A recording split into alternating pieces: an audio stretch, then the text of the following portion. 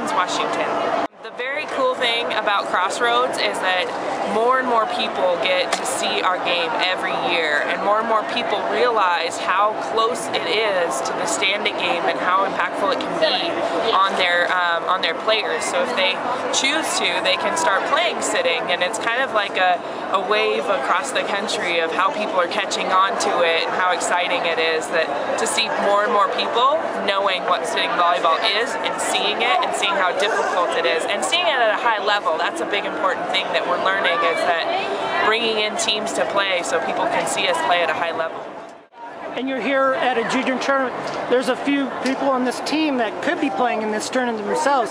What's it like to have some veterans helping them along in this big international competition? It's great to have a mixture of veterans and new players and junior players that could be playing in the tournament and playing sitting, because I think the juniors around that are watching see these younger girls playing and realize these are girls my age. So for the veterans to come along and help the younger players play is especially necessary too, because that shows them what their potential is and just showing them how good they can be. My name is Kaleo Kanahele. I'm from Edmond, Oklahoma. How did you get involved in playing volleyball? Well, how it started was I was 10 years old, and Bill's Club actually was the main club in Oklahoma, and it's Oklahoma Peak Performance, and so that's how I got started with volleyball. And then he introduced me to sitting volleyball, which has been amazing. Have you played both together, sitting and standing? Yes, I played both sitting and standing at the same time for about 4 years. Have you been to a junior qualifier such as this, playing in the club system? Yeah, I've been to at least like 10 or 11 qualifiers throughout, well, more like 12 throughout my career. We always went to 3 or 4 throughout our season. What kind of inspirational message can sitting volleyball have for other people that may have a disability? Sitting volleyball can be very helpful for people with disabilities to see, because they realize that it's just a mindset to get you past what you're dealing with. So anybody that has any kind of ailment or disease or condition may see that it's just a mindset that gets you past it. It's not necessarily your disability getting in your way. I'm Alexandra McClain. I play for Southland Aces. You've been watching quite a bit of the sitting team here.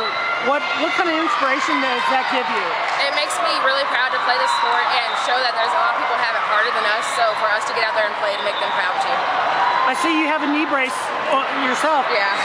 Does this give you some inspiration as well? Yeah, it shows me that even if I still get hurt, I can still power through, because I'm still not the worst that I can be.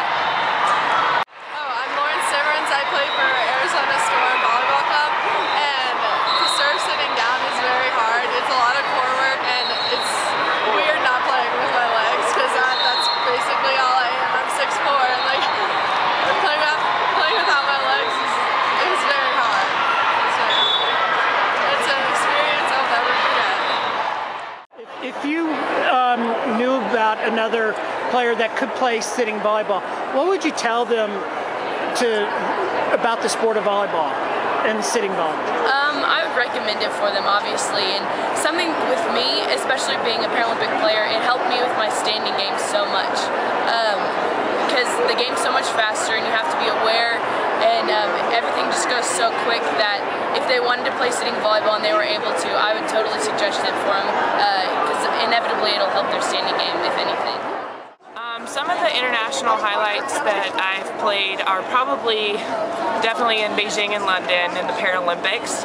That's been our biggest competitions, but also the small tournaments in between, going to the other countries like Moscow and Ukraine, and those have been just very, very insightful. That seeing where our competitors live and play every day has been very impactful to how I've played. Internationally, it's always a great time. One of my favorite things about playing internationally is getting to see different cultures and how their fans react to the system and how they play. And traveling's been the coolest thing ever. Honestly, I love it, and my favorite place to go is probably Holland.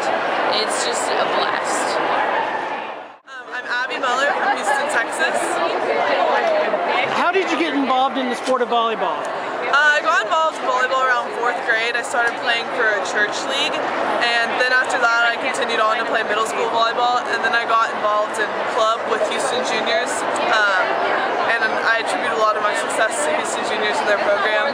And then I went to high school, and I continued playing club volleyball, and then sophomore year, I was summer before sophomore year, I was in a boating accident and I lost my leg. And I continued, like after I got my prosthetic, I continued to play standing volleyball. And so that's kind of how I got involved in sitting volleyball. Someone contacted my club, and so I tried it. So they flew me up here to Oklahoma, and then I tried out, and they wanted me around, so I kept training with them. And then my first international competition was against Russia in March of 2013, and that's kind of how I got involved in sitting